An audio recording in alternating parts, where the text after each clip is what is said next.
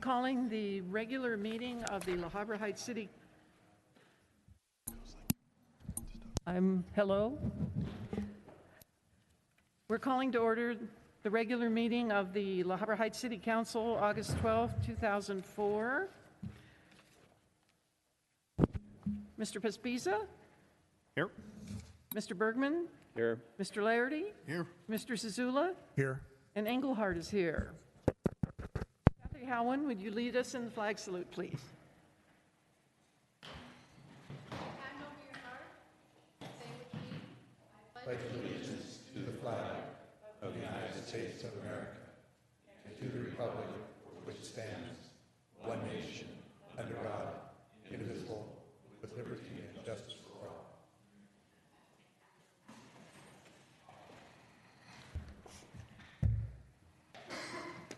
At this point, we're going to advance two items, items 15 and 16. These both deal with our trash service, which is very, very important and affects every single person in the Heights. And before I start, I just want to say that Brian Bergman and Dennis Laherty spent a great deal of time on this, and we're residents, we're trying to do a good job. They have really worked on this, and so we'll go first with item 15. Mr. Thank you. Holdridge? Thank you, Mayor. Just want to introduce our Special City Attorney, Patrick Munoz. Miss Grace is working. Thank you. So,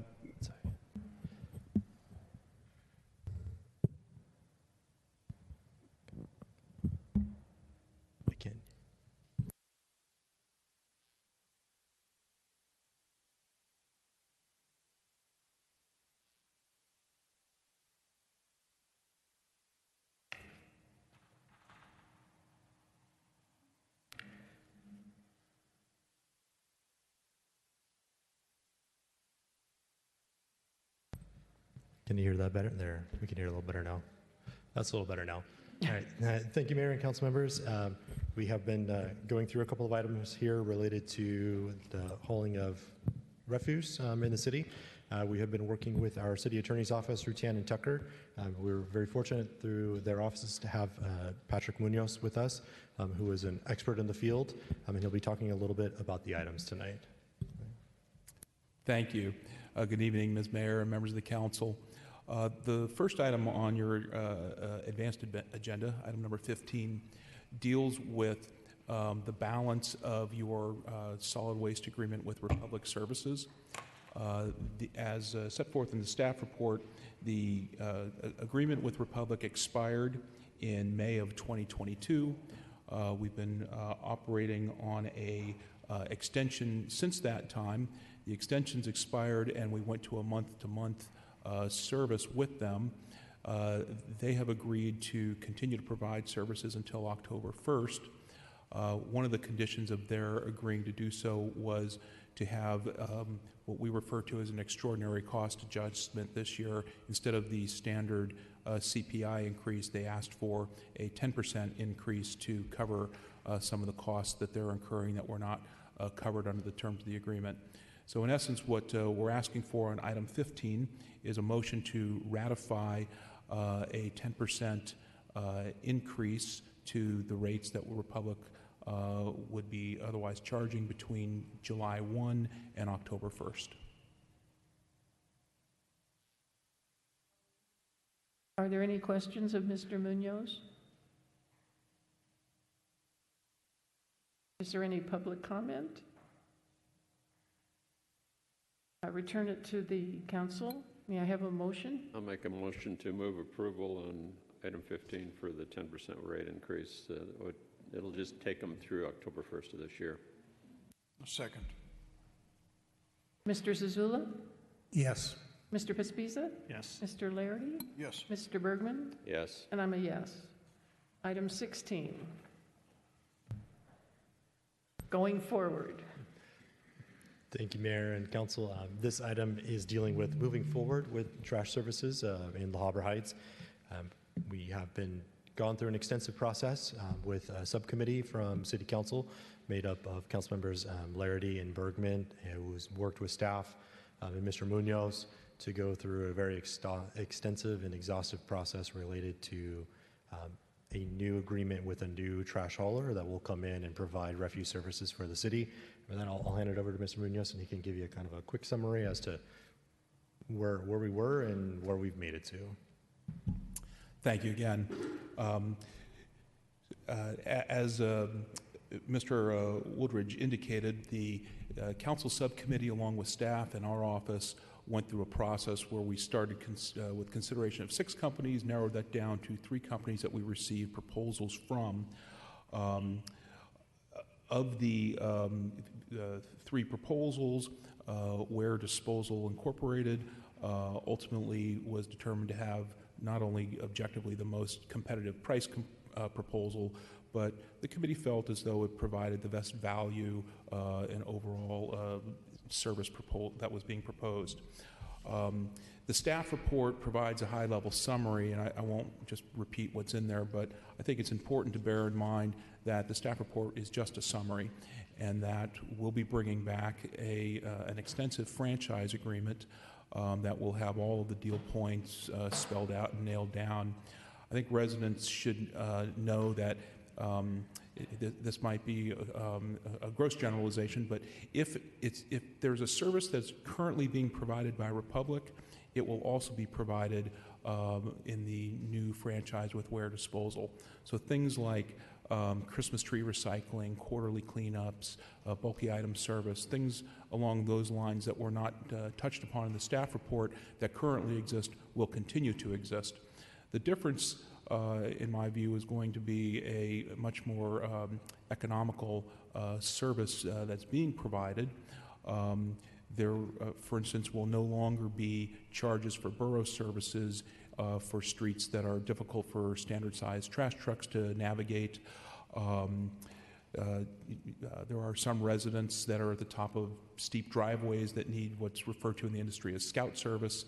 We're going to provide a provision that will allow for sharing of the cost for scout services for residents that are clustered at the top of a steep driveway, as I was describing.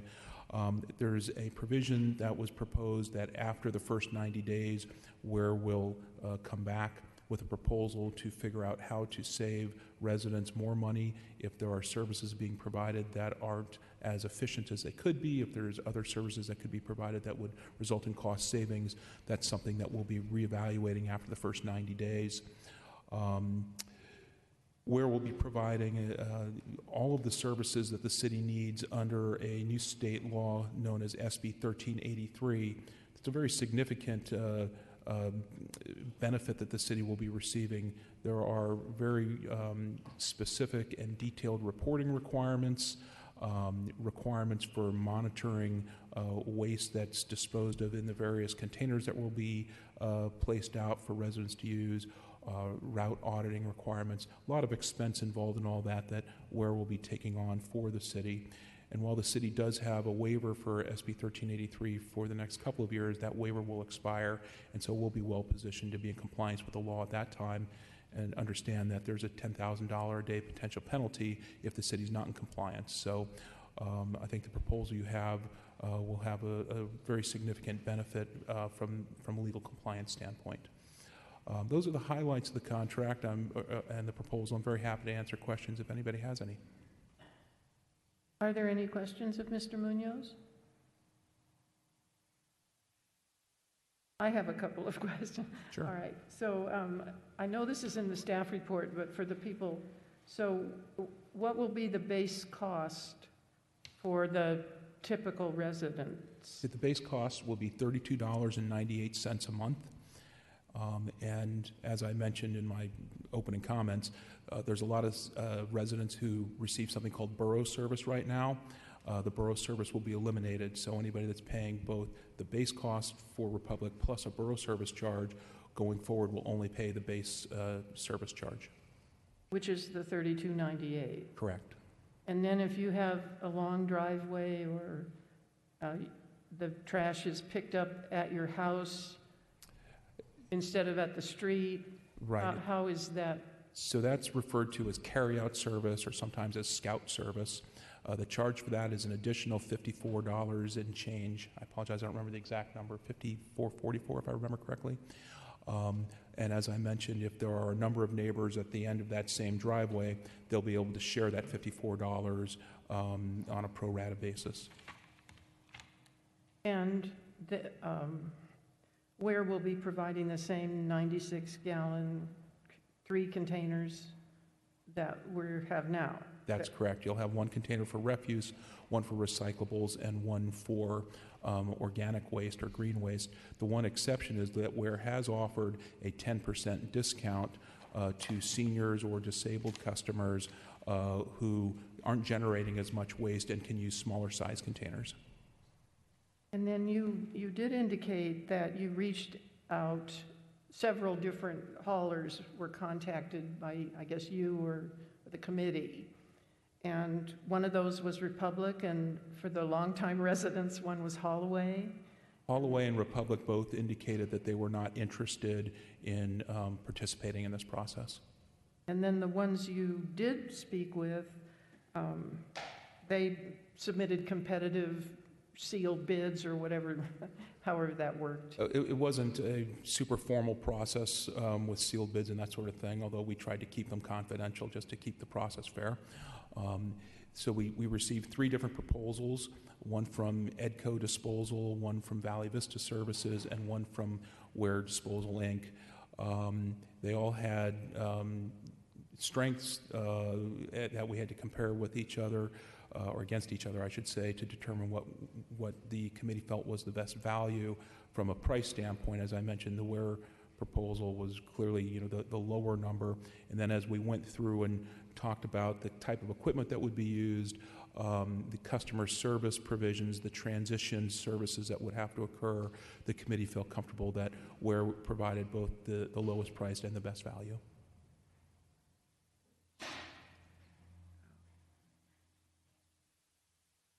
That's all the questions I have at this point. I do have a card from Mr. Ware, so I guess I'll open it to public comment unless, does anybody else in the council have questions? I'm sorry, Mr. Ware, Mr. Pespisa? So I was reading through the staff notes and also the agreement. And you mentioned the scout service, which is kind of the service where if you want, or I think you call it maybe valet service, which is where if you don't want to bring your trash cans out, they'll come up and get them. We, in here, notice there's a senior disabled option for that. So there's 2 different things we're talking about here. Right. Valet service refers to if you keep your trash cans in your backyard behind a gate. Right. Then the hauler will go behind the gate, get the trash cans, and bring them out to the place where they're disposed of. Right. And that would apply whether your residence is structured or situated to where you could put your carts out on the curb, or if you're at the end of one of those long driveways.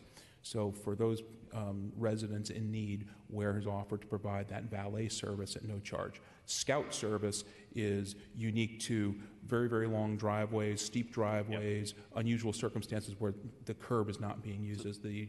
I just want to confirm the valet service will be at no charge. That's correct. And Ware will determine whether or not,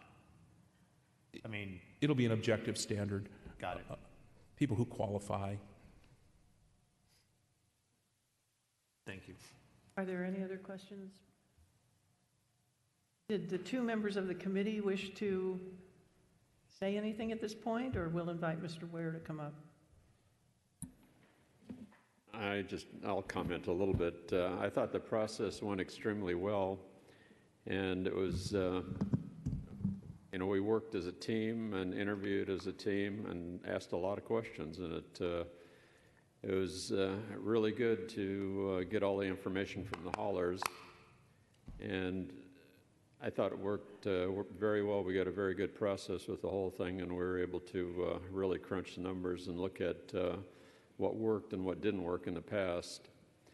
And we're doing whatever we can to make this transition this fall as seamless as possible. And Mr. Ware is here from the company, and he understands that we had some issues with the transition in the past, and that we're going to work real hard to make this happen, and so it's eliminate any pain supposedly for all the residents when that occurs. But Mr. Ware can speak to that when he comes up. But I thought it went very well, and I want to thank all the team members. Yeah, I understand that this was the first process of looking at trash haulers with the assistance of an attorney who specializes in trash, this aspect of trash. And it really, to me, added an important dimension that would have been missing otherwise, especially in regards to customer service. I think there was considerable time spent on customer service, not as an afterthought, but as the discussions went on with all three haulers, really focusing on customer service. And the responses from Ware people really spoke to that in a very favorable way, in a way that it seemed that there was a considerable sensitivity to the needs of our community, but also knowing that Mr. Munoz is available down the road to take any comments that we might have as a council or needs in the community to speak to customer service if there's any complications, any difficulties, that he's there and available to us. And I just think that to me firms up any agreement, firms up the offer of customer service, that it certainly will come through. And I guess I certainly don't have any question about that happening on the basis of the discussion, on the basis of Mr. Munoz's involvement, and just where we are today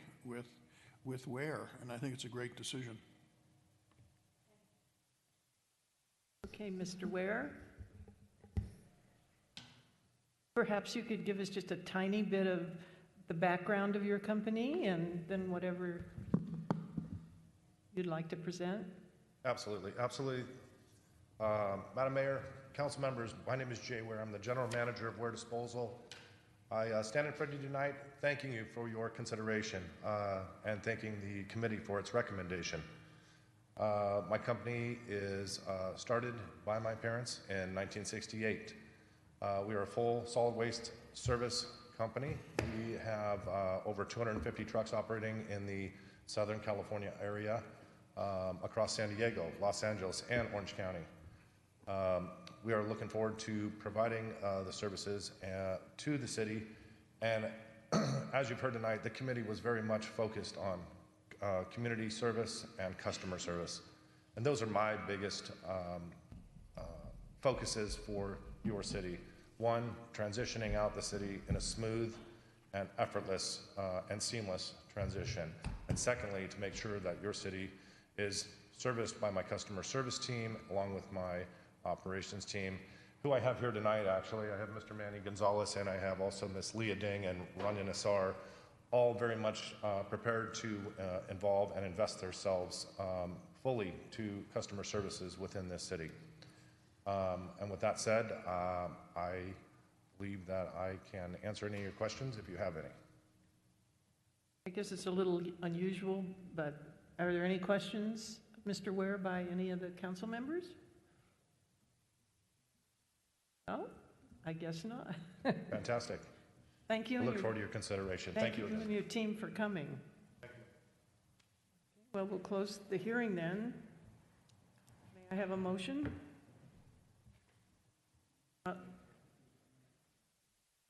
Is there any additional public comment? I thought I asked, I'm sorry. All right, back to the council then. May I have a motion?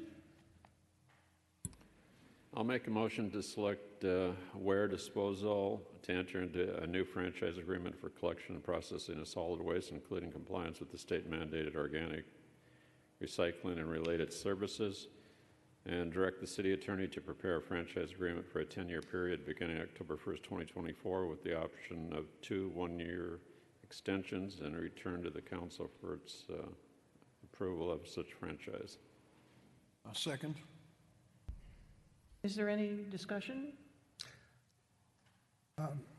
Just briefly, Zazula? I just want to basically thank Dennis and Brian for their hard work on this. They addressed a number of my concerns that I had with the current waste hauler, and I appreciate it, especially your concentration on the fact that we have a responsibility to do our best for the residents, not simply for the city as a whole, but for the residents individually. Thank you very much.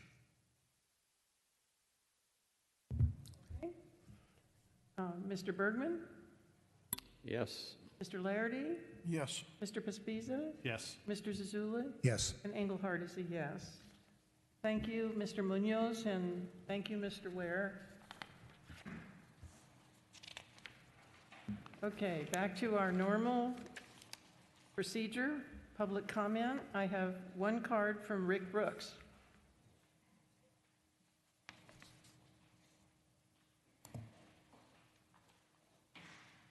Good evening.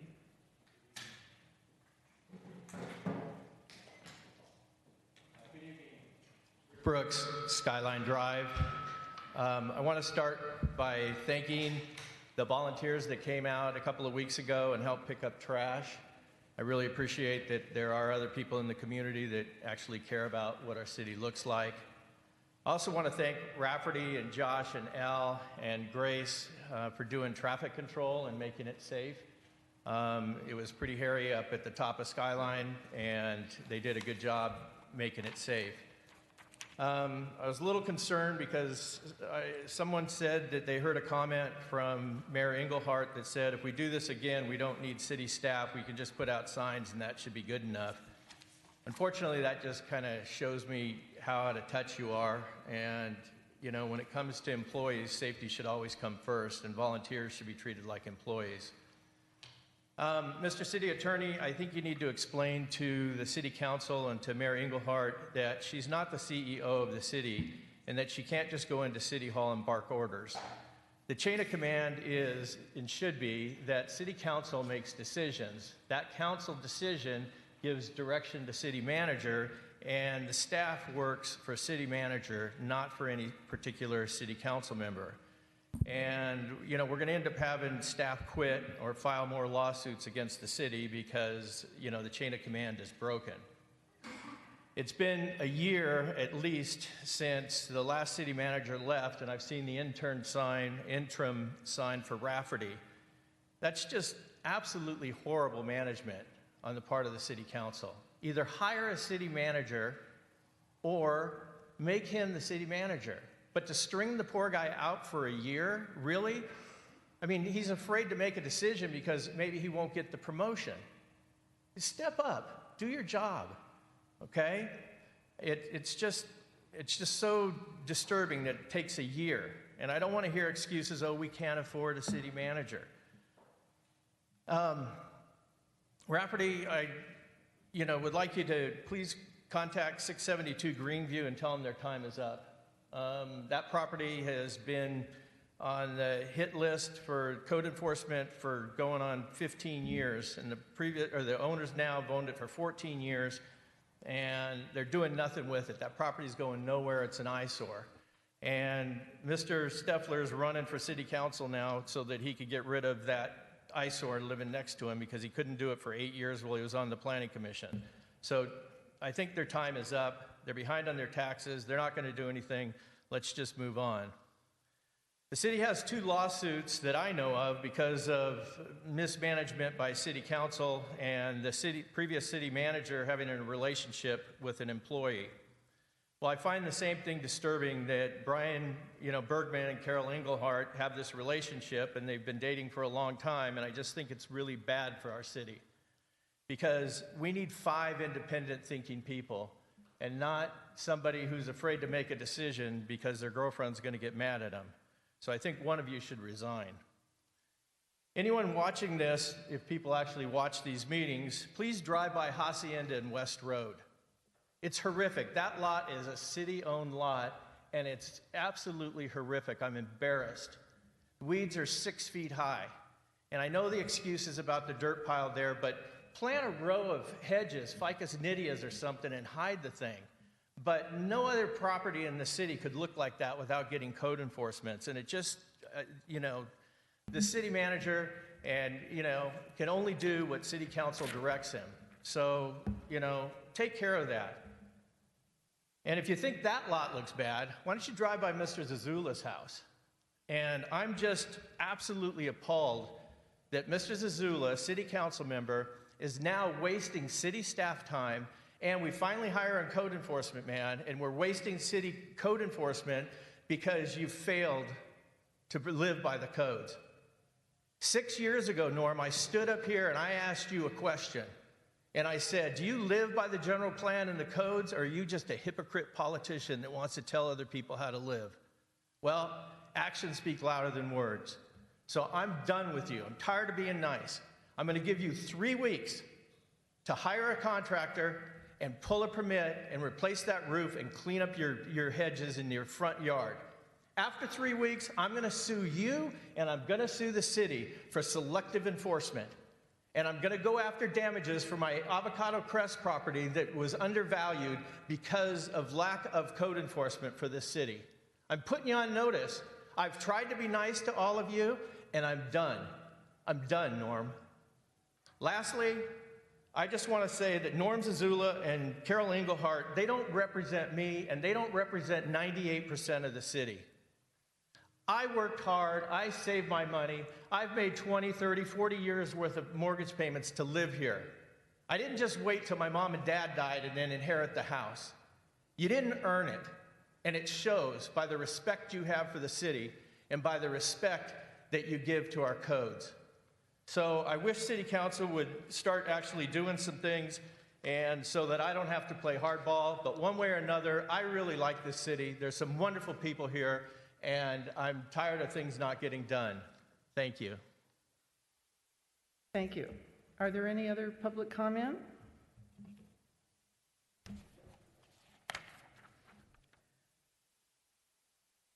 Committee comments? Should we go back and do the habitat? And vector control. Oh, I'm sorry. Yeah, I'm sorry, Kathy. Kathy's sitting there patiently. Thank you. Back to 4A. Catherine Houwen from the Puente Hills Habitat Preservation Authority, Technical Advisory Committee, and Vector Control. Thank you for your patience. Hey, I want to thank you for the time. I know it's, can you hear me okay? It's quiet, How's that? Better? Okay, good evening, Mayor Engelhardt, members of the council, staff, and citizens of La Habra Heights. Well, thank you very much for the time to be able to talk about these two things. But I'm Kathy Houwen, a resident of La Habra Heights, who was appointed by the City Council, along with Roy Francis and Adam Nazaroff, to sit on the Habitat Authority Citizen Tactical Advisory Committee. And I'm here to update you on what's going on. In July, the Habitat Authority Board unanimously voted to form a legal entity called the Community Facilities District, and I put a map in front of all of you there, or the CFD, which allowed the Habitat Authority to place Measure PH on the November 2024 general election ballot within the district's boundaries. Measure PH is a special tax of 1 cent per building square foot. And that's building, not your whole property. So if you have, let's say, an 1800 square foot house, that would be $18 a year that they're asking for from you. The equivalence of maybe 2 to 3 Starbucks, right? The key projects funded by this special tax would include, the first would be the preserve, security, and maintenance of the natural habitats, including Powder Canyon, Hacienda Hills, Turnbull Canyon, Sycamore Canyon, Hellman Park, and Aurora Pescadera. For security, which includes law enforcement and fire prevention, we have the rangers from the MRCA, and we do contract with the various agencies to do repairs, like failing trails due to heavy rains. The second would be preventing wildfires. Our rangers are extensively trained wildland firefighters, They maintain park ranger patrols for fire safety and emergency response. For example, on July the 4th weekend, the park rangers, along with many volunteers, patrolled the trailheads and some of the trails of the habitat. And the third would be clearing brush from homes and emergency access road. And the Habitat Authority has finished its annual clearance of brush and tree removal from homes and emergency access roads in La Habra Heights. We actually had goats clear 11 acres of Powder Canyon this year as well. And also, the fourth would be protecting the natural lands from threats like homeless encampments, vandalism, and illegal dumping. All the funds from Measure PH will be locally controlled. They will not be taken away by the state or used for any other purpose. So why is the Habitat Authority doing this? The Habitat Authority faces an ongoing structural deficit, and without an additional stable funding source, they will be forced to make additional cuts, which could, and right now it's quite a shoestring type of amount of money that they have. You know, it's really, the funds are really limited. And what this could do is eliminate rangers, park maintenance staff, and limit access for individuals and families to the trails and to the open spaces. So this is why they're wanting to do this. Now, if you want to get out and exercise and enjoy nature, we have many public hikes available led by our volunteer docents. In Powder Canyon, we have 2 hikes at 5 o'clock sharp on Sundays and Thursdays and this is starting at the Black Walnut Trail off of Fullerton Road. So please visit our website, habitatauthority.org or meetup.org, and look under the Puente Hills Preserve hikers to join, and everyone is welcome to these. And as always, please visit us at habitatauthority.org, at our Facebook, Instagram, Twitter, or meetup.com pages for more up-to-date information about happenings and events. And links are found on our website, habitatauthority.org. I do encourage all residents to feel free to reach out to Roy, Adam, or myself on any questions you may have about the habitat. And that is my one on the habitat. I also represent La Habra Heights on the Board of Trustees for the Greater Los Angeles Vector Control District.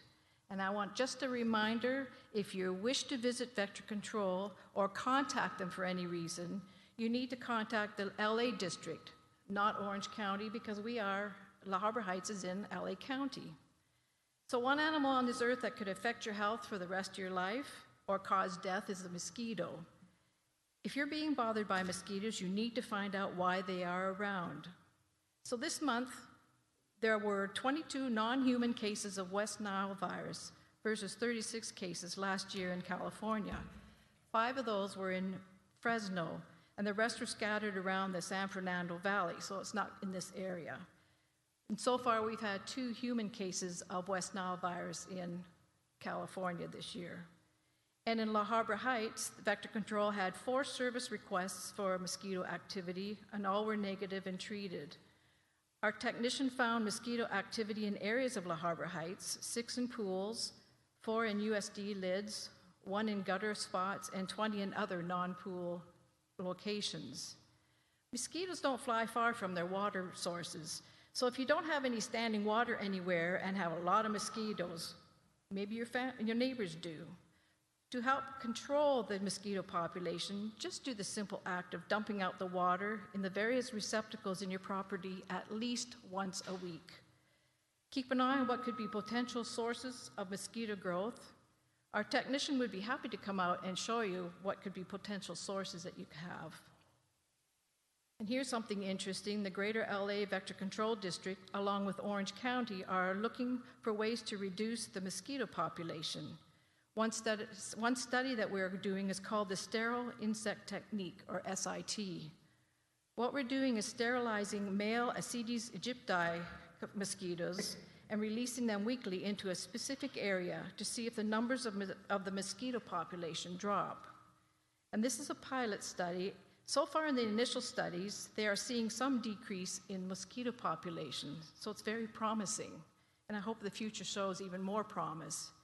And the reason why we're picking the Aedes aegypti mosquito is because they carry the Zika virus, dengue fever, yellow fever, and chikungunya virus. I can't say that right. And in the meantime, while we're working on this, we're looking for ways to control the Aedes aegypti populations that are plaguing our residents and pose a risk for local transmission of tropical diseases that are being brought into LA with travelers. And there has been an unprecedented onslaught of imported cases of dengue fever as the disease is going rampant throughout the world, and residents are returning with infections from travels near and far. For each case report, that results in an extensive door-to-door inspection and treatment campaign. So if anyone ever has it in La Habra Heights, you may find Vector Control knocking on your door. Please let them in and do the appropriate treatments. And the Greater LA Vector District also bought a new facility in Pacomia, and at this time they're setting up a lab for the mosquito rearing for the SIT program. And so for more information, go to the website, glamosquito.org. We do have a lot of various educational programs and a lot of information to help you out. And that's that. Thank you very much, Kathy. Committee comments? City Council comments? Mr. Pospiza. So I have a few. Number one, I want to thank the La Habra Heights Improvement Association. They just wrapped up this year's Music in the Park. I know I saw many of you there from many of the events. It's always sad when the last one ends because it's kind of the end of summer and we're moving into fall, but I think they did a pretty amazing job of putting that together. And if you're a resident of the city, you should really look into, if you're not a member of the Improvement Association, I would highly recommend joining. I think everyone gets their monthly news, little magazine in the mail, regardless of whether you're a member, but they produce that. Also on October 5th, I believe it is the community yard sale. Susan Brooks kind of did it herself last year, and this year here, I think the Improvement Association has taken it on. I look forward to that. I think that's going to be a wonderful community event. I also want to thank all the volunteers that came out, and also thank Susan Brooks and John Dominguez for organizing our quarterly cleanup. I remember when I moved into the city back in 1998 that we used to do that, and it was always kind of neat to, get out, meet your neighbors that you normally don't get to see, and then go have a nice cup of coffee afterwards, which I know several of the folks did. So, also want to thank the staff for keeping us safe. I know there were some not so nice things said by people driving by in cars as we tried to pick up the trash on the side of the road. And then lastly, just the shout out to the EPC. I think everyone kind of felt it today, the Pasadena earthquake. It was a small one, but we've had a couple now that have shook the heights. The EPC is producing a bunch of preparedness materials, both for wildfire, but also for earthquake preparedness. I know Firewatch, which is our local community Firewatch group, has put out some material. Kathy Sobel has put it out around preparedness. So not only do you need to be prepared for your family up here, but make sure that you're thinking about your pets, especially if you have large animals that have water needs. We're seeing this in Palos Verdes with the land movement issue, is that water is usually the first thing to get impacted, especially during land movement events. Up in Pasadena, the city hall even had an issue, even in a small earthquake, with some water pipes breaking. So make sure you have sufficient water for your large animals and animals, to get you through at least 72 hours, I think is the recommendation. Make sure you have sufficient food for your animals to get through 72 hours, and that you kind of keep that separate so you don't lose track of what you're doing. Anyone else?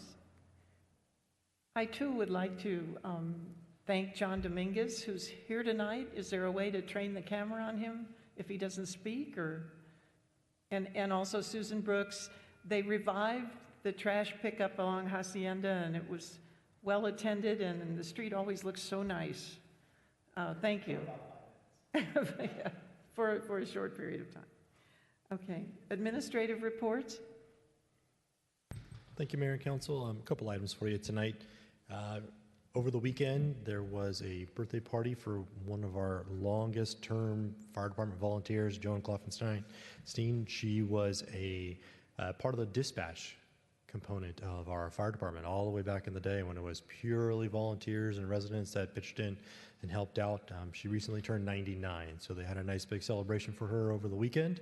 And we were able to bring out Engine 772 to wish her a happy birthday. So the chiefs, Chief Brookhiser and Chief Martin, along with Captain Harris and another retired captain that happened to be here in town for another event that doesn't even live in the area anymore, was here, and he wanted to go over and wish Joan a happy birthday. So it was a very nice event. We were able to go over and wish Joan a happy 99th and many more. She's always been an integral part of the volunteer part of the fire department. We're dealing with dispatch and all the way in from when it used to be everybody at home that would pick up the phone and answer the phone calls, all the way into our now professional dispatch that goes through the county system. So she was an integral part of that fire department for a very long time. So we just wanted to thank her, and it was a great event to go out and wish her a happy birthday for that one. And also, as Mayor Pro Tem Pespisa touched on, there is going to be a yard sale coming up October 5th. The price is $15, and the spaces will be a little larger this time. So it'll be 20 by 20. Last time they were 10 by 10. So this go around, the spaces will be bigger. They're looking at having a little more spaces, so it won't be as restricted. If you're very interested, please reach out to the Improvement Association has taken that one over. They do have an email out there. It's lhhyardsale@gmail.com. Reach out to that one, and they will help you get connected to it and get going. We do have some flyers that are sitting here at the counter at City Hall for that, but also a couple of guac talks will be heading out for that one. But very good event, very well attended last year. And we heard a lot of great things from the community related to that yard sale event. So we're looking forward to another one. We do have two pretty significant traffic control things that'll be going on tomorrow. Along Hacienda Road, there has been some copper theft from the telecommunications lines.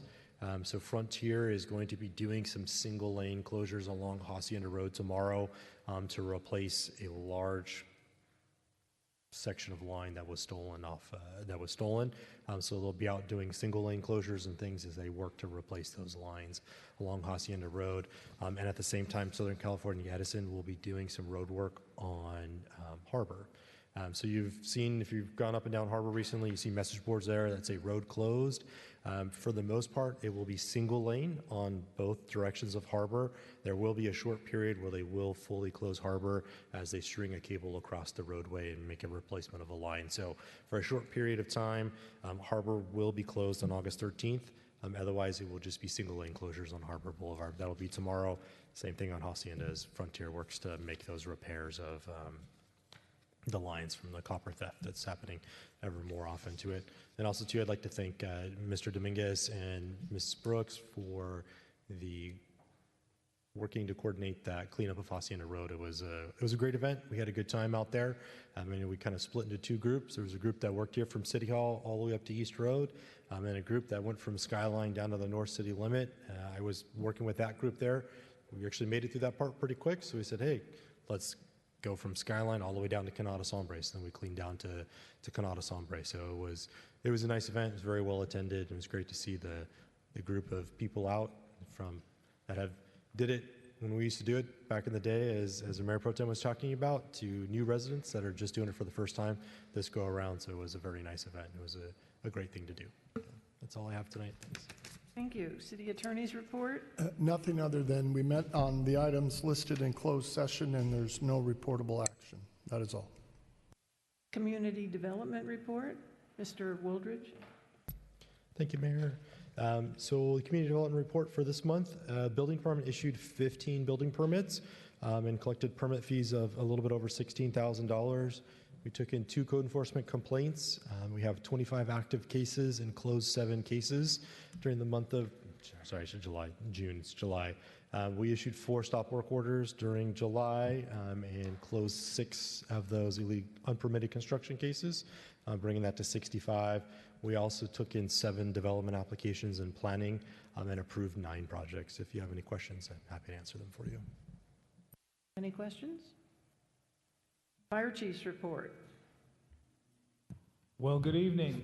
Fire Chief's report, we can go over that real quick. We had 60 calls this month, which seems to be pretty average. It seems like we're running about 58 to 62 calls monthly.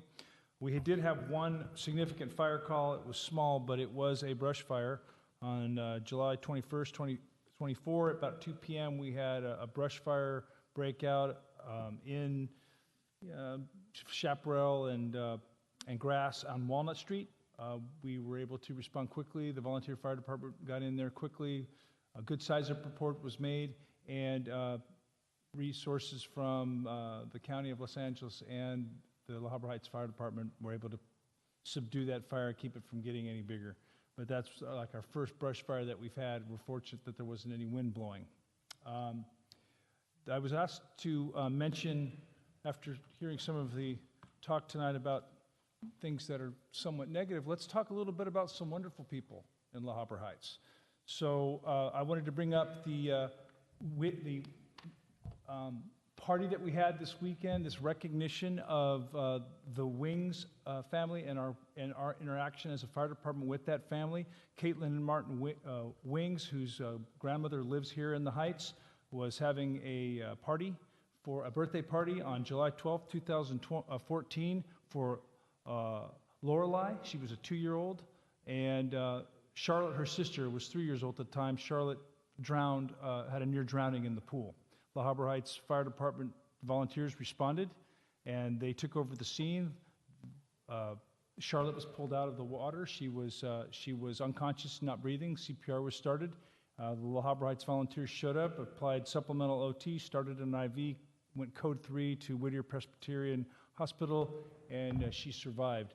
Charlotte was here this weekend with her parents and the original crew that was on that incident. We all had a celebration here in the council chambers to acknowledge that event. And Charlotte was here. She was 13 now.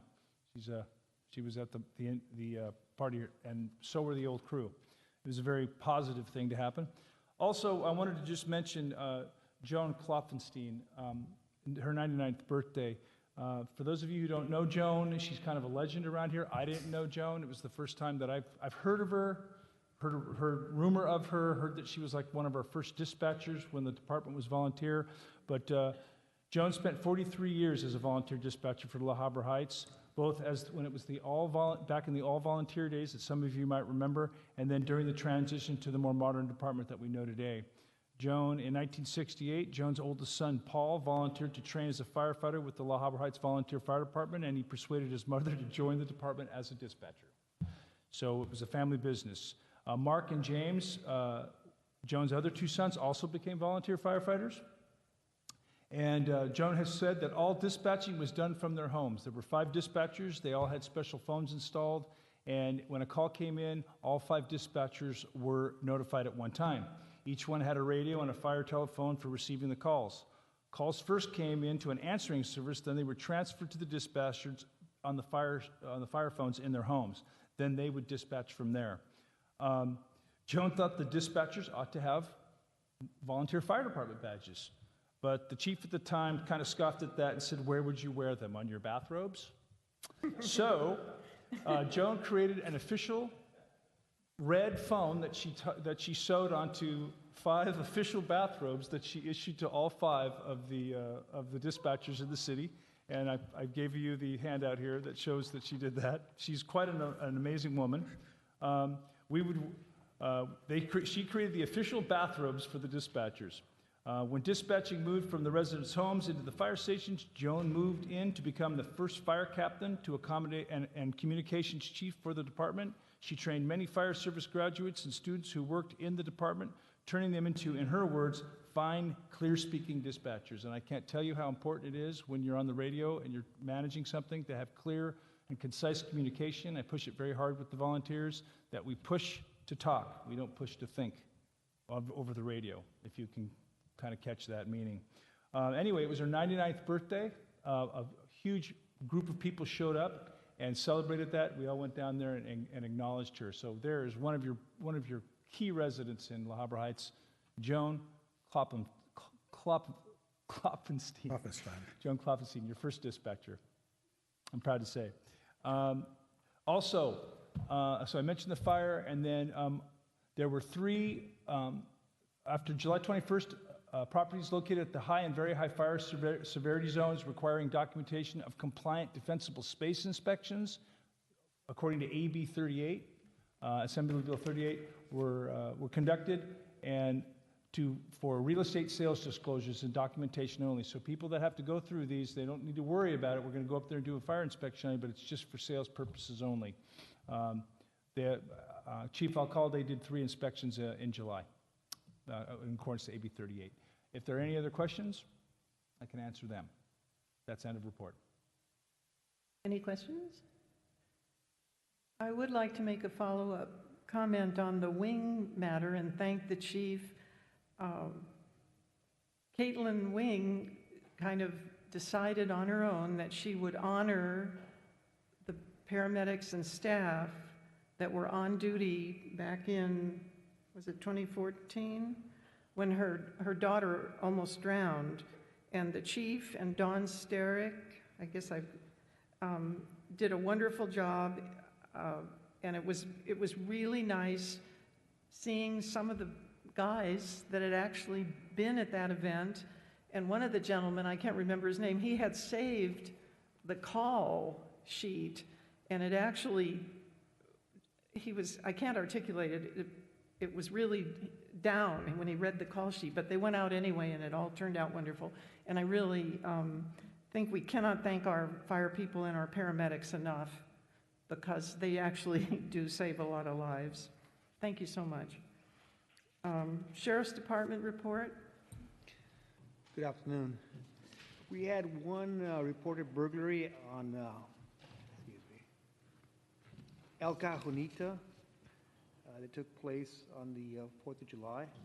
We also had one vehicle burglary that occurred at Powder Canyon Trail, the parking area. Just a reminder that all valuables should be kept at home, in the trunk, or take them with you, because this happens almost every month at Powder Canyon Trail. We had one identity theft, one vandalism that took place on Fullerton Road, but I drove there this morning and I didn't see any vandalism, so it might have been cleaned up. And one petty theft for the month of July. Any questions? Mr. Pespisa? Deputy Beltran. Yes, sir. I've become aware of some copper theft along Hacienda. I didn't hear that in your report. Has there been the copper theft, it was reported today.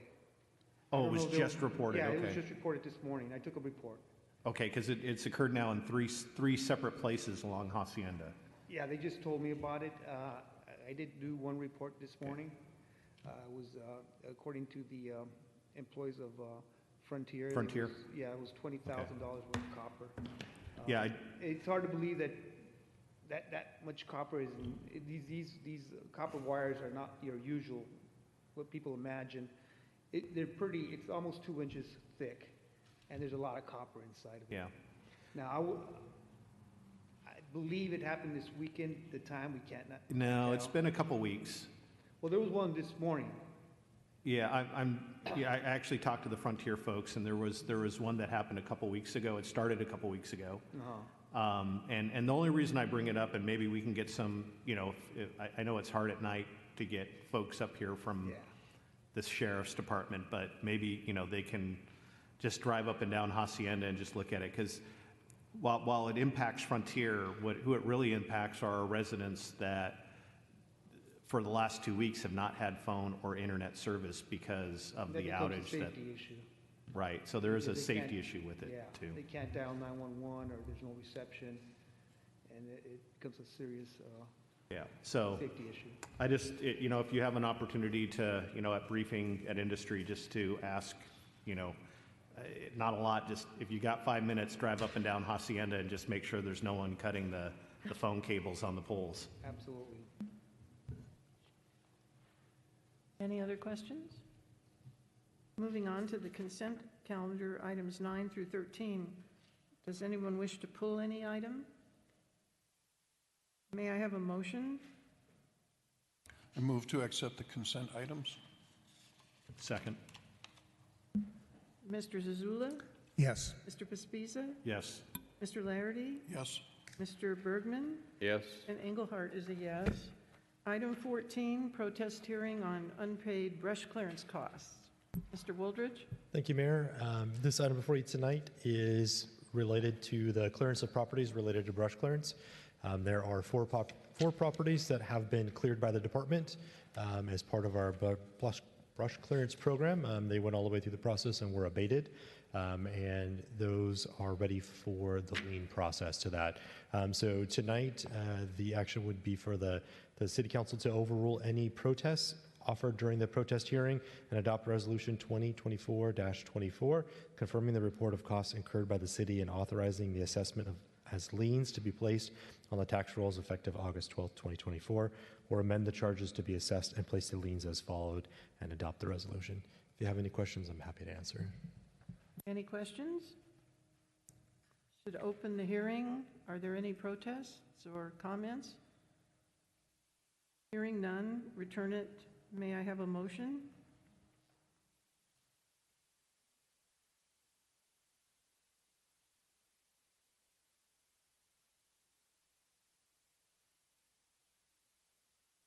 I make a motion that we adopt resolution number 2024-24, confirming the reported costs incurred by the city and authorizing the assessment as liens to be placed on the tax rolls effective August 12, 2024. Second. Mr. Zazula? Yes. Mr. Pospiza? Yes. Engelhardt's a yes. Mr. Larity? Yes. And Mr. Bergman? Yes. Okay, we've already done 15 and 16. 17, fiscal year 22-23 street improvement project, Zone 4, Hacienda Road. Did I do something here?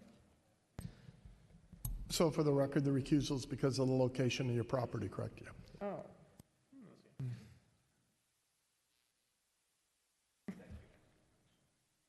Okay. Mr. Wooldridge.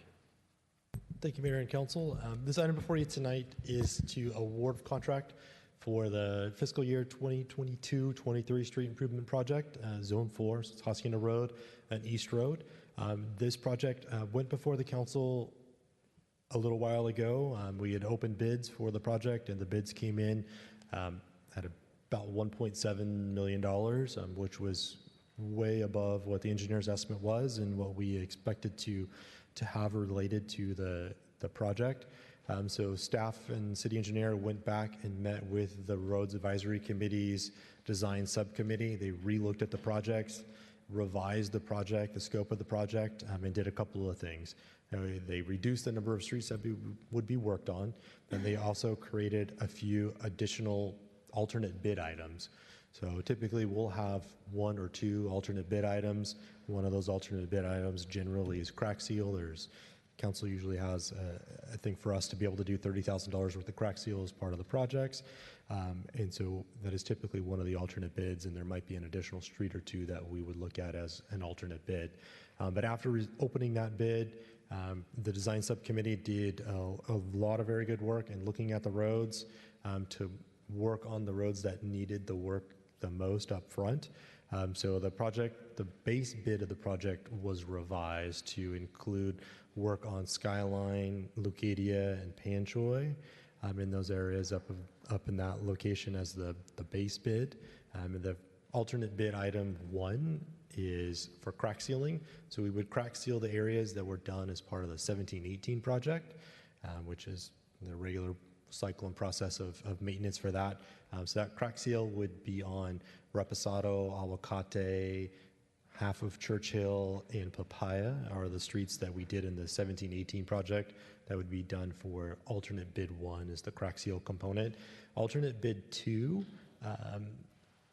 is a work on reconstructing Deep Canyon. So Deep Canyon is over off of East Road close to Papaya.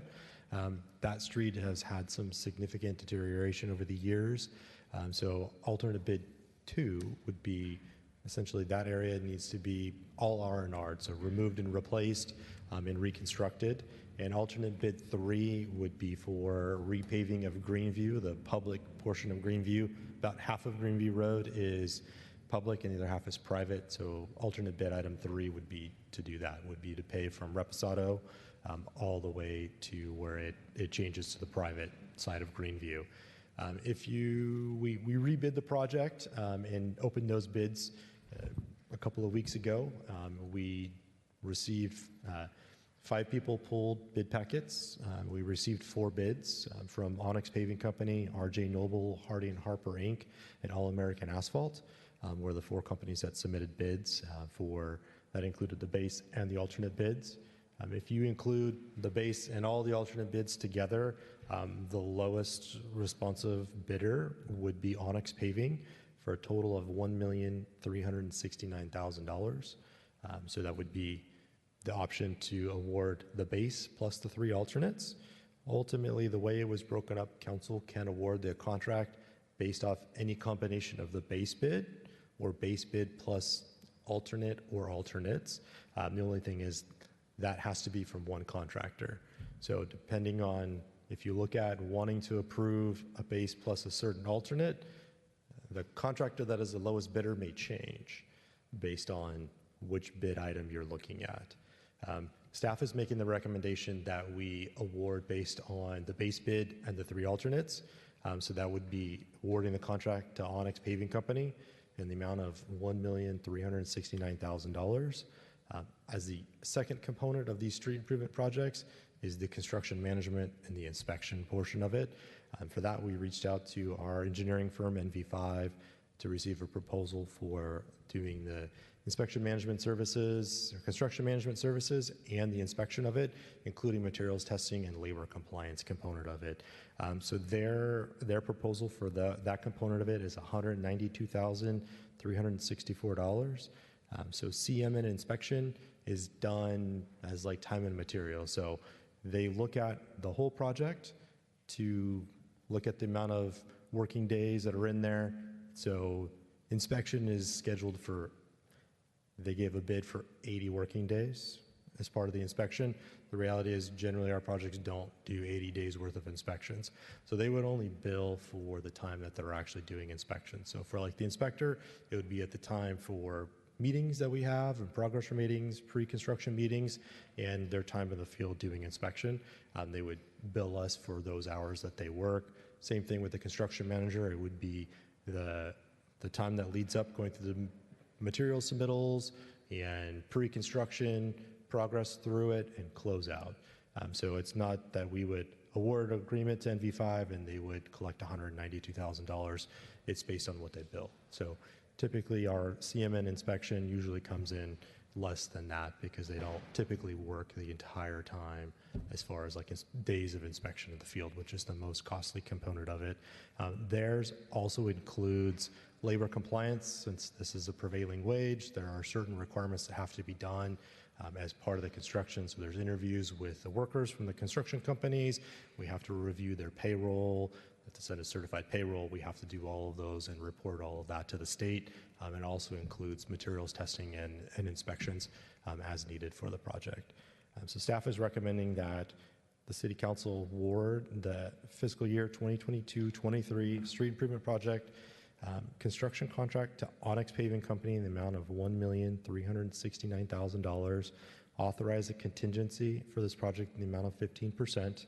Award the construction management and inspection contract to NV5 in the amount of $192,364, and authorize the finance manager to amend the fiscal year 2024-25 budget to increase count number 101-450 PWD 6830 by $725,975, and authorize the city manager to execute the contracts in a form approved by the city attorney. If you have any questions, I'm happy to answer. If you have a question or want to look at prices for specific bids, we could happy to answer that as well. Mr. Laherty? The 192,000 is in addition to the 1.369 million? Correct. How does this fit with the original expectations of the assessment? As we've gone along, our costs have definitely increased, especially over the last few years. So our costs have continued to increase for the projects as we've gone on from when the assessment was originally put in place. So where would the excess dollars come from? It comes from the general fund. From the which? General fund.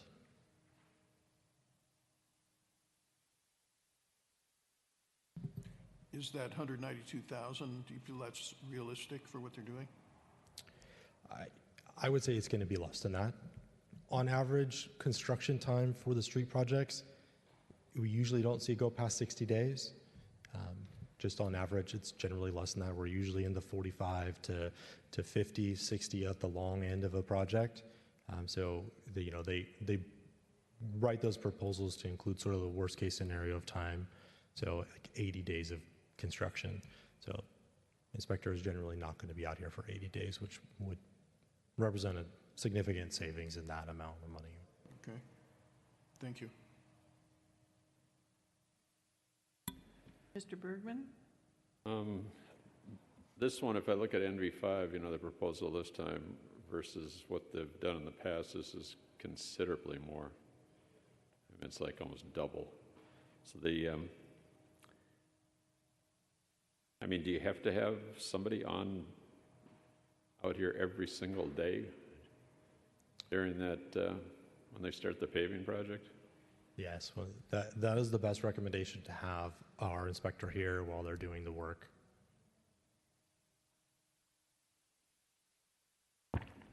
And in their proposal, they give who's going to be doing the work. Their primary inspector would be Mike Elma. He's done a project here in the Heights for us. He did a project, the one we did with RJ Noble, which included like Cypress and Nabal and Dorothea and those areas over there. So he's very familiar with the community and the terrain and getting people in and out. So he's well experienced with the Heights.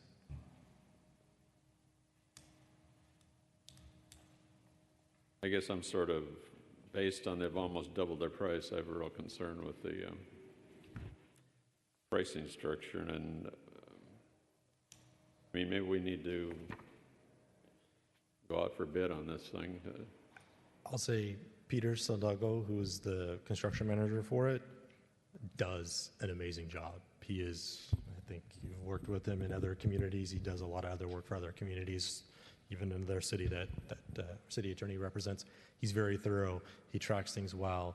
He keeps everybody on their toes. He makes sure all the submittals are in and were approved. Their inspectors do an amazing job as part of it. They do good work in this aspect of it. I guess if myself personally, if I approve this tonight, I want you to go back to NV5 and they need to sharpen their pencil on this thing, because it's you look at what they charged us in the past and what it is now, it's a huge increase on this prior street project. But I know you have a working relationship, obviously, with that guy. We've also split this we've split this up in the past, and that project didn't go so well. I understand that. But they can also sharpen their pencil. And then, believe me, like Peter tracks his hours. They track their hours very carefully to watch exactly where they are and let us know where they are in their hour range of what they put it in the proposal. If they have to be out here, they have to be out here. I understand that, but I don't want them out here if they don't have to necessarily be here, type thing. And I guess that puts work on you to manage that situation. Yeah, definitely they are not here any more than they need to be. If the contractor isn't working or doing something that needs to be inspected generally aren't here. In a situation like this, has the city ever hired a civil engineer with some background in working with streets and roads, hire them independently? We have not done that aspect of it.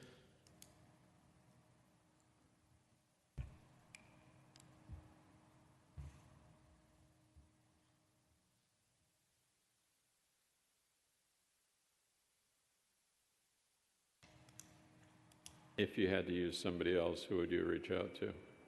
We would have to put it out to bid.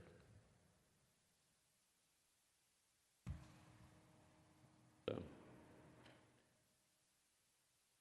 I mean, I'm just concerned that there's such a vast increase on this thing over the last one. And I'm sure you notice that too. And I don't know if the project's that much different or what they've done on the whole thing, but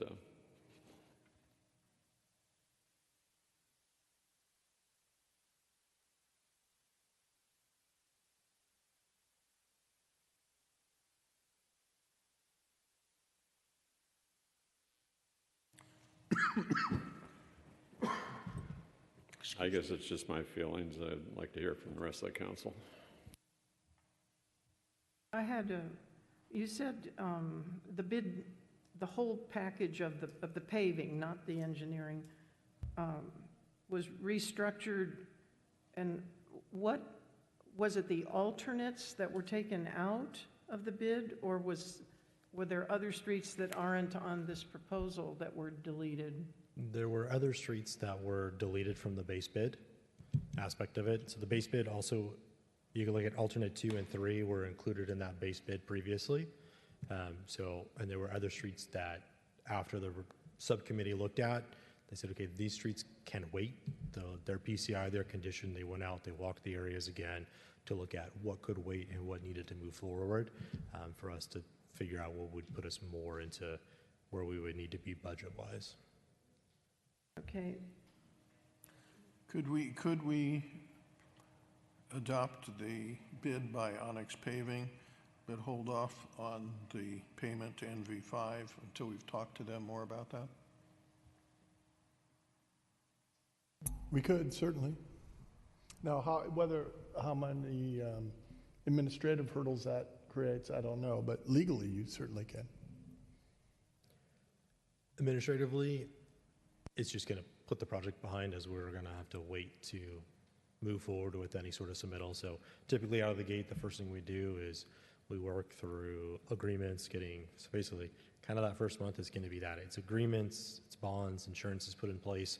So we review all those, city attorney reviews those, construction manager reviews those, and then it's the submittals from the contractor. So their AC mix designs and all of their tack coats and slurry seals, crack seal, all of those are submitted for review and approval through that process of it. So that part of it would probably be delayed if we go out and circulate a bid to find another option. I've heard comments, and well, since I've been on the council, which isn't that long, we saw that NV5 made a very high bid to design the paving at the helihydrant, and then there was another, I'm forgetting it now, there was another project where it was the park, it was the diagonal ramp at the park, and they submitted an extremely high bid. And when I got first on the council, one of the members of the roads committee pointed out that there was a project, I'm not sure which year it was, but the cost of the paving increased, which was, everybody understood that, and then NV5 just upped their cost to 10 or 15% of whatever the increase was, even though the amount of streets that was covered hadn't changed. So the little experience I have with this, it just seems NV5 has not got a good track record from what I've observed. The other thing is, if we could save any money, I mean, at this point, we're being asked to increase this project by $725,000, and that comes out of the general fund. And as I recall, our 24-25 budget was like $100,000 from balancing or over. It's very short. So I would think it would be worth looking at someone else, or having them come back with a more accurate, a lower price. If you want us to not have the inspector out there every day, we can work that through and look at reduce the hours that they have in for inspection. I just want to work really smart on this. And I think what we need to do tonight, this might just one councilman speaking, is to approve the project with the total aggregate cost on the 1369 and give you directions that you have to go back to NV5 and really tighten up these numbers and see where they can pull things out. And if they can have the I don't want any inspector out here if they don't have to be out here type thing, if it's on a need type basis. And we're pulling all this money out of the general fund to make this thing happen. And I understand if you need the inspector out here and you need the management from that team out here, fine, but we need to really tighten this up, because I look back on the last proposal from NV5 and this is like almost double.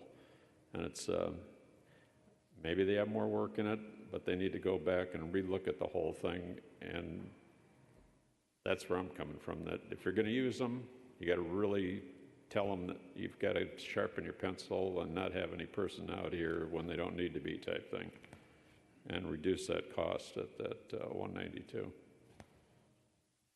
That's just one council member.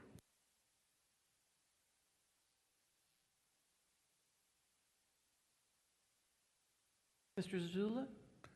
I'm in substantial agreement with Brian. If you'd like to make an motion, I'd second it.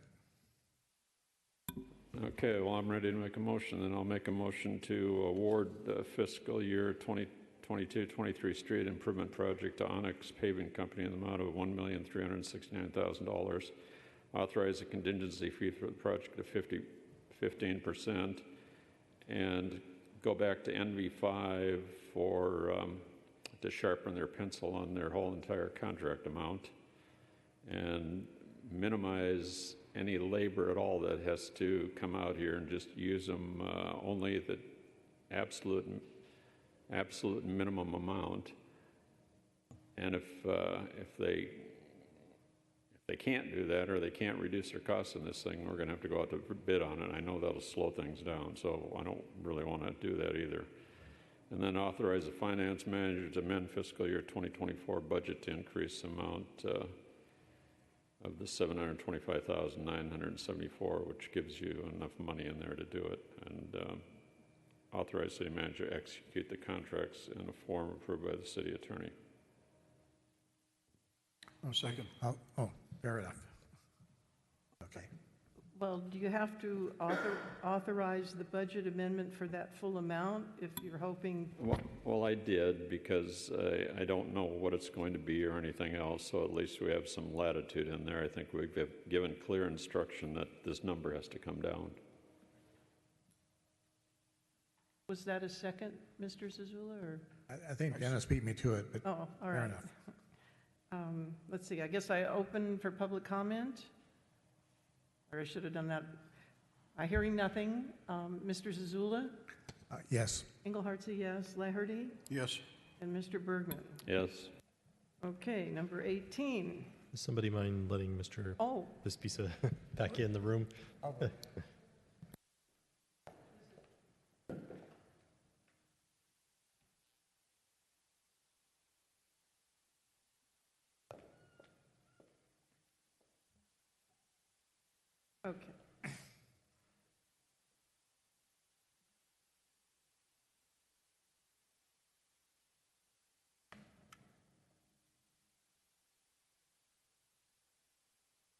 Number 18, financial assistance and recovery from the winter storms.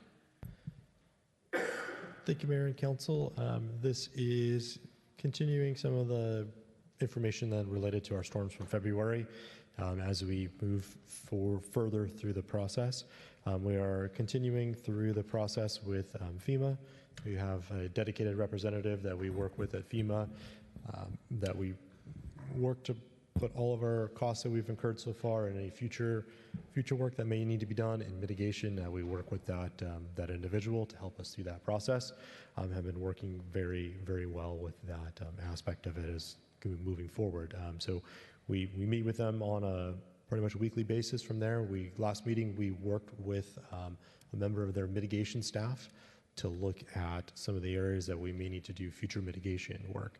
So that's areas of Hacienda where we saw some failures, area of East Road where we saw some failures, also some of the drainage areas that we saw overrun with debris from the debris flows that are coming off the hillside.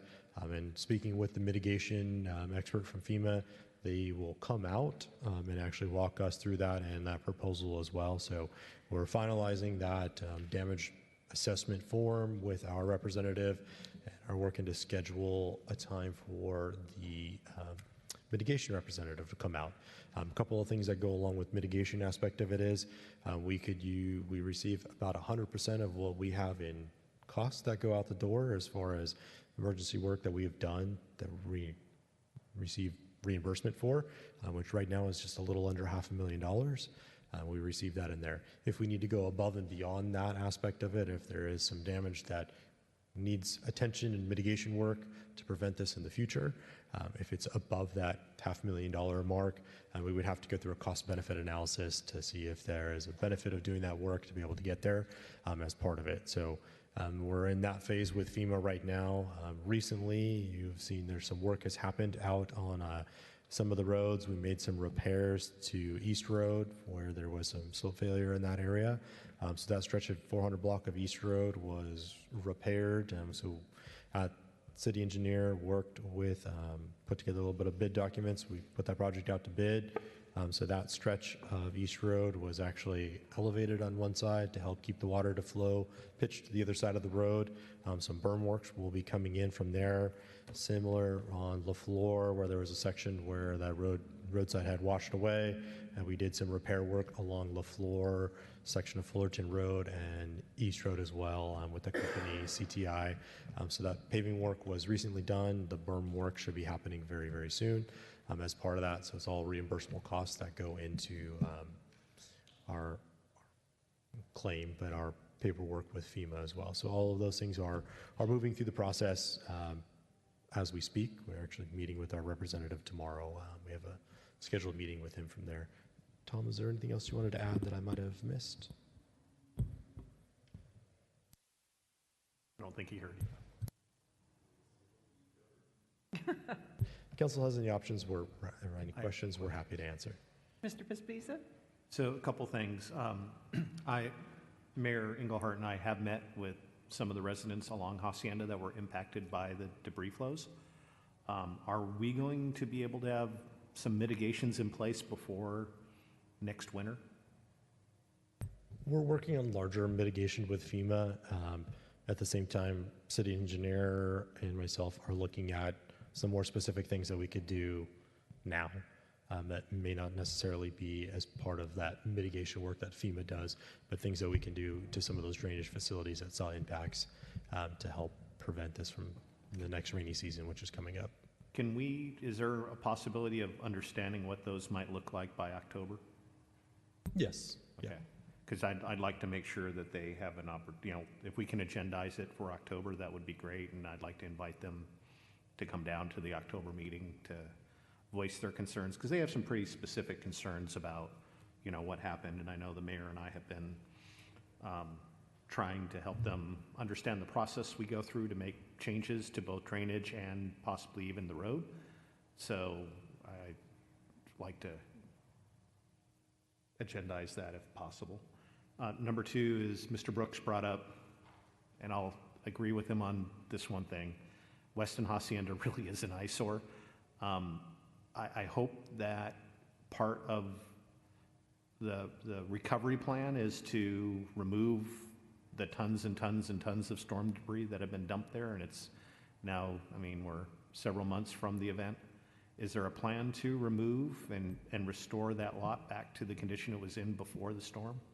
There is, as part of the FEMA process, we have to remove those debris in a very specific fashion. We also have to bid that process out. So Grace has been in the process of bidding it. We were just waiting for the last bid to come in. We need at least 3 bids as part of our purchasing policy to be able to do that. And the last bid is coming in right now. So once we have that, then we can move forward with it. It's not going to be inexpensive to remove that from the property, but it would remove all of that material that was staged or deposited on Western Hacienda. And we'll get recovery for those costs? We already have it as a line item in our recovery costs. Once we have the hard costs, we'll be able to add that dollar figure to it. Okay. I had a question about Weston Hacienda. The berms, they're there to keep people off the property. I mean, it's not like it's going to end up being a flat piece of land. No, I was talking about, no, I agree. The berms need to stay. It was specific to the debris that was placed there. I don't Because know the berms were there before the storm. So. Yeah, I don't know if it was Mr. Brooks or Mr. Fernandez were complaining about, I think it was Mr. Fernandez was complaining about the berms, but. Yeah. Well, we can, as a council, we can talk about what we want to do with that piece of property, Yeah. I guess. I think there's some ideas, and maybe we need to resurrect those in the near future about what we should do with that property. So maybe that's another thing we agendize for later in the year. Thank you. Anyone else? Okay, number 19, project updates. Thank you, Council. Looks like we're still in the window for October for delivery of the new Type 1 engine. So hopefully we should be getting that soon. It's going through the production process right now. As we see, we made some pretty significant progress on the solid waste agreement tonight. We'll continue to work with City Attorney's Office to finalize the agreement with Ware and bring that back to the council for you to ratify and put that into place as we roll that out to the October changeover from Republic to now Ware Disposal Services as part of that. So that's a very good thing there. Accessibility improvements at the park. We are meeting this week with our representative from CDBG related to the funding that we can utilize for the ramp to clarify and finalize if we can do a design build aspect of it, or if they need plans to be reviewed and approved as part of their project before they can authorize us to spend money on it. This coming Wednesday, our representative from CDBG, our Community Development Block Grant Program, will be coming out and meeting with us and walking the site of the park so we can finalize that. So if we can do a design build aspect of it, we can move forward with design build instead of preparing plans and then going out to bid for construction. She was looking at, there is the potential for it to go through that design build process. She just needed to finalize or gather some more information from her side, from her fellow colleagues, and then we'll meet and discuss that on Wednesday. We'll meet with her as that part of it. Hacienda Road safety improvement plan, so Avocado Crest signal. Contractor has the big things in as far as the poles, traffic cabinets, and the controller for the signal are in and ordered. The roads committee reviewed the signage that will go on the poles as part of their packet that they looked at last month. They made a recommendation to have those signs that hang on the pole that say Hacienda Road and Avocado Crest to match our regular street signs that we have. So it'll include city seal and have a bit of orange around the border of it. So what our regular street signs look like, our illuminated signs on the signal will look similar. Then we'll use that as we replace the other signage along Hacienda's road at the other signals, West Hacienda, East Hacienda. And there isn't any signage like that at Skyline. So as we replace those in the future, we can make that all consistent and keep that moving forward. They have a tentative turn-on date of March 2025 for the signal. That will be the completion of having the signal in, tested, and all of the striping and signage being replaced on Hacienda by March of 2025 is the contractor's best schedule at the moment. So for that one, the Measure W monies, we've received monies related to that, and we're in the process of scheduling those works to be done. We have been working with the contractor or the company that had the project at the park for the regional component. Tom had just met with them last week to review and discuss some options related to that. So we should hopefully be able to bring that back to the council here relatively soon with some good explanations as to the cost for the system, ongoing maintenance, and looking at a transfer agreement and documentation that we need to execute with the county as well. So hopefully should have that here for you at our next meeting. And Gerald's in the process of revising the guardrail RFP. We worked with the Roads Advisory Committee to look at, he went out and did an assessment of all the areas in town that have guardrail, some areas that need guardrail, put that into a priority list. We worked with the Roads Advisory Committee to look at that priority list to see if that was the areas they felt we should focus on first. They agreed, so that is being revised so we can get it released here hopefully by the end of the month. That's kind of where we're at right now. If you have any questions, I'm happy to answer. Mr. Pespisa? So two things. What's going on with our, since you brought up signage, our city limit signs, the one on the north end of town at Hacienda has been gone for 8 months now? Yes, we were in the process of trying to get those put into order, I believe, right when all our storm happened. And Grace got tied up with other things, so she's in the process of completing that order now so we can order those signs and get them installed.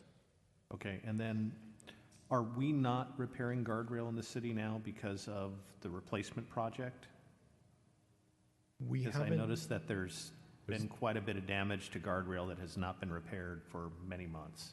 Yeah, we need to move forward on some replacements of guardrails. A couple of those are insurance related, so we have to work with assessments from crashes that have happened, and when we actually get claims from insurance to be able to go through the insurance process to replace that guardrail. There is at least one stretch that we don't have any identifiable claim or crash data to go back to that we can look at. Okay. When do you think the work on the Avocado Crest Hacienda signal will start? It's still late October? They recently did some potholing out there, so they looked at the locations where the poles would be going to make sure there's no utility lines that would be in the area. They didn't find anything, which is good, so no changes needed to be done to foundation or pole design. They are anticipated like late October to start doing some work out at those sites is kind of where we're at today with them. But that might stretch into early November, just depending on when they start receiving equipment. Thank you. Anybody else? Okay. Any individual council member information items or attendance reports? Public comments not on the agenda? Anyone? I guess we'll adjourn. Oh, I'm sorry.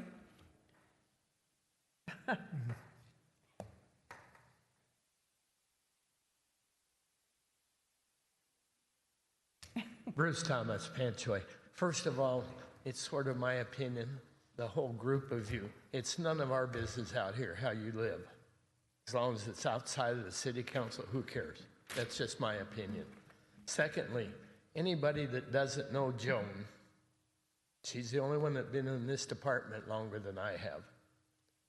Anybody that doesn't know her needs to go meet her. She's a classic lady. She knows the Heights and knows the history of the Heights like hardly anybody else around. And I've had the privilege of being her chauffeur in the fire equipment on several occasions. She is just a kick to be around. Ornery so-and-so, you get her mad, there's nobody like her, but she's about as sweet as they come. Just for the sake of anybody that wants to know about the Heights, give her a call. She is a classic lady. That's it. Thank you. Thank you. That's a high note to end on. If you look on the one that Chief passed out, there was an article in the Heights Life. There's a picture there of the Jeep, Joan in the Jeep. Mr. Thomas is driving the Jeep, chauffeuring her in the Jeep. And if I might, please, among her other accomplishments, she was my Cub Scout den mother.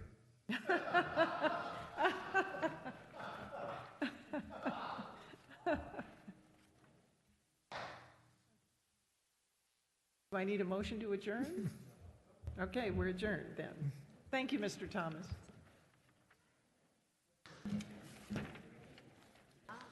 Well, thank you for the PR.